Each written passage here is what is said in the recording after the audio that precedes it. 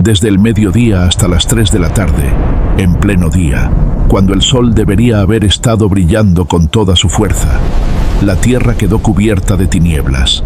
3 horas de oscuridad, no unos minutos, no un instante extraño, 3 horas completas.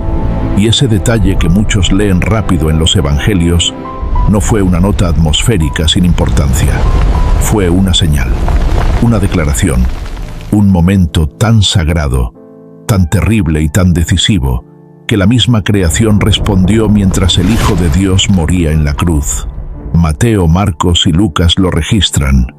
No es un detalle aislado. Es un hecho repetido una y otra vez por los evangelistas, como si el Espíritu Santo quisiera obligarnos a detenernos ahí, porque esas 3 horas no fueron un simple fondo dramático, fueron parte del mensaje. Y aquí está lo primero que debemos entender. No hay base sólida para tratar eso como un eclipse solar normal. La Pascua judía ocurría en un tiempo de luna llena, y un eclipse solar natural no encaja con ese contexto. Además, los eclipses duran minutos, no 3 horas completas. Eso no significa que podamos explicar cada detalle físico con total precisión, pero sí significa que los evangelios nos están mostrando algo extraordinario, algo fuera de lo común, algo que no debe leerse como un fenómeno cualquiera. La Biblia no nos invita a obsesionarnos con el mecanismo astronómico, nos invita a entender el significado espiritual, y el significado es estremecedor.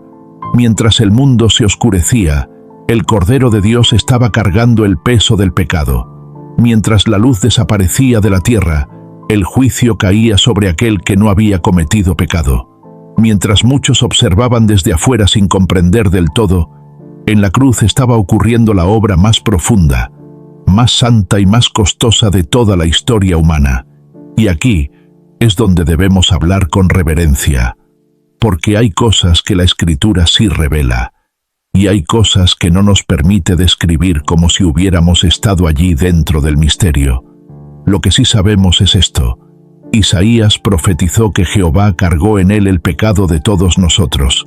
Pablo dijo que al que no conoció pecado, por nosotros lo hizo pecado, para que nosotros fuésemos hechos justicia de Dios en él. Pedro dijo que él mismo llevó nuestros pecados en su cuerpo sobre el madero. Eso significa que en la cruz, Jesús no solo estaba sufriendo físicamente, no solo estaba siendo ejecutado injustamente, estaba llevando sobre sí el peso real de nuestra culpa delante de la santidad de Dios. Y eso cambia por completo la escena, porque la cruz no fue solamente un asesinato cruel, fue también un altar, fue sacrificio, fue sustitución, fue juicio, fue expiación, fue el inocente ocupando el lugar de los culpables, fue el santo cargando lo que nos correspondía a nosotros. Y por eso las tinieblas importan tanto. En toda la Biblia, la oscuridad muchas veces aparece asociada con juicio, con lamento, con el estremecimiento de la creación ante la intervención de Dios. El profeta Amós habló de un día en que el sol se pondría a mediodía y la tierra sería cubierta de tinieblas en pleno día claro. Así que cuando el cielo se oscurece sobre el Calvario, no estamos viendo solo un efecto visual impactante, estamos viendo una señal profética. Dios está hablando. Dios está marcando el momento. Dios está diciendo, por así decirlo, miren bien, esto no es una ejecución más. Esto no es un criminal cualquiera. Aquí está ocurriendo algo que sacude el cielo y la tierra. Y entonces, al final de esas horas, Jesús pronuncia una de las frases más desgarradoras de toda la Escritura. Dios mío, ¿por qué me has desamparado? Eso no fue teatro, no fue poesía vacía, no fue una frase lanzada al aire sin peso real. Jesús estaba citando el Salmo 22, sí, pero no de manera superficial. Estaba expresando una angustia real en medio del cumplimiento profético. Aquí debemos tener mucho cuidado. No significa que la Trinidad se rompió o dejó de existir, porque eso sería imposible. El Padre, el Hijo y el Espíritu Santo son eternamente uno. Pero sí significa que en la cruz, en su humanidad y en su misión como sustituto, Jesús experimentó el horror del abandono judicial, el peso del juicio, la profundidad del sufrimiento redentor de una manera que ningún ser humano puede medir por completo. La comunión eterna del Hijo con el Padre no dejó de existir en esencia, pero el Hijo, cargando nuestro pecado y soportando el juicio que merecíamos, atravesó una oscuridad espiritual que no podemos describir del todo sin ir más allá de lo escrito. Y esa reverencia importa, porque la cruz no necesita que la exageremos para que sea aterradora. Ya es infinitamente más profunda de lo que nuestras palabras alcanzan. Durante esas horas, el silencio del cielo no fue indiferencia, fue justicia, fue amor, fue el momento en que el Hijo bebía la copa de la ira, la copa del juicio, la copa que en Getsemaní había contemplado con agonía. Lo que en el huerto lo hizo sudar como grandes gotas de sangre, en la cruz se estaba consumando. Y aquí viene algo glorioso. Lo que parecía derrota era en realidad victoria. Pablo dice en Colosenses que en la cruz, Cristo despojó a los principados y potestades y triunfó sobre ellos. Eso no nos autoriza a inventar escenas detalladas del infierno, celebrando o de ángeles preguntándose qué iba a pasar. Pero sí nos da una verdad sólida y poderosa. En la cruz, el enemigo no ganó. En la cruz, fue derrotado. El pecado no venció a Jesús. Jesús venció al pecado cargándolo y pagándolo. La muerte no absorbió al Hijo de Dios como una víctima impotente. El Hijo de Dios entró en la muerte para quebrar su poder desde dentro. Satanás no tomó la victoria en el Calvario. El Calvario fue precisamente el lugar donde su aparente triunfo se convirtió en su humillación definitiva. Por eso, cuando Jesús dijo, «Consumado es», no estaba susurrando resignación, estaba declarando cumplimiento. La obra estaba completa. El precio había sido pagado. La deuda había sido saldada. La misión no había fracasado. Había llegado a su clímax. Y en ese mismo momento, los evangelios nos dicen que el velo del templo se rasgó de arriba a abajo. Eso es monumental.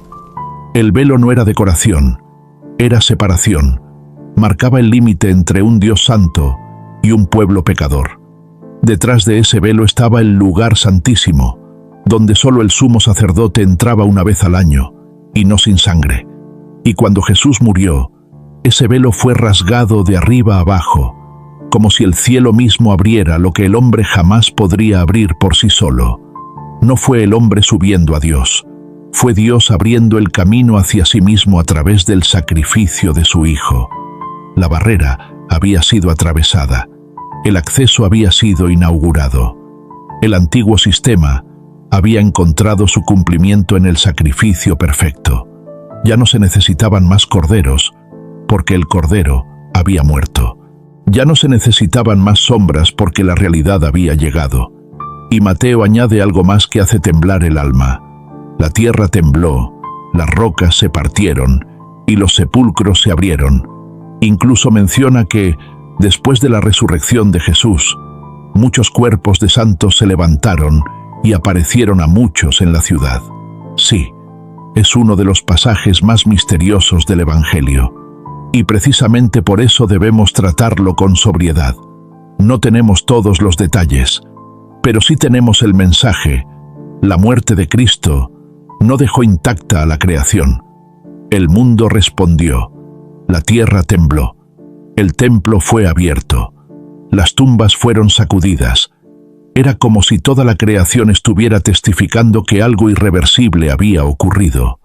La cruz no fue un episodio más dentro de la historia. Fue el centro de la historia. Fue el momento en que la justicia y la misericordia se encontraron. Fue el momento en que el amor de Dios no se quedó en palabras, sino que se volvió sangre, sacrificio y obediencia hasta la muerte. Y ahora viene la parte que no puedes escuchar como si fuera solo teología. Eso pasó por ti.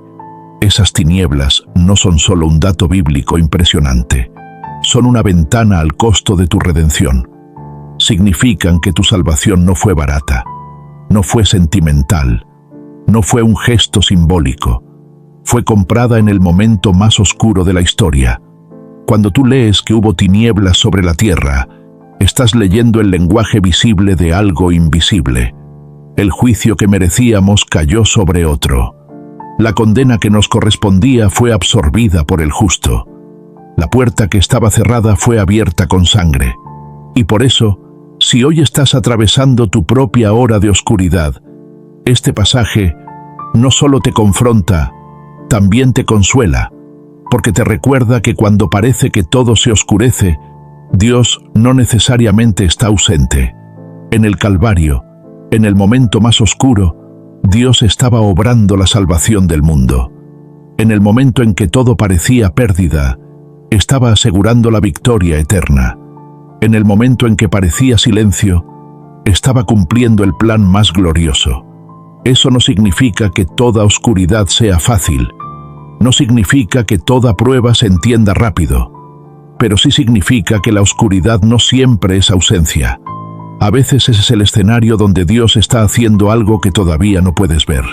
Así que la próxima vez que leas que hubo tinieblas desde la hora sexta hasta la hora novena, no pases rápido. Quédate ahí. Tiembla un poco. Adora un poco.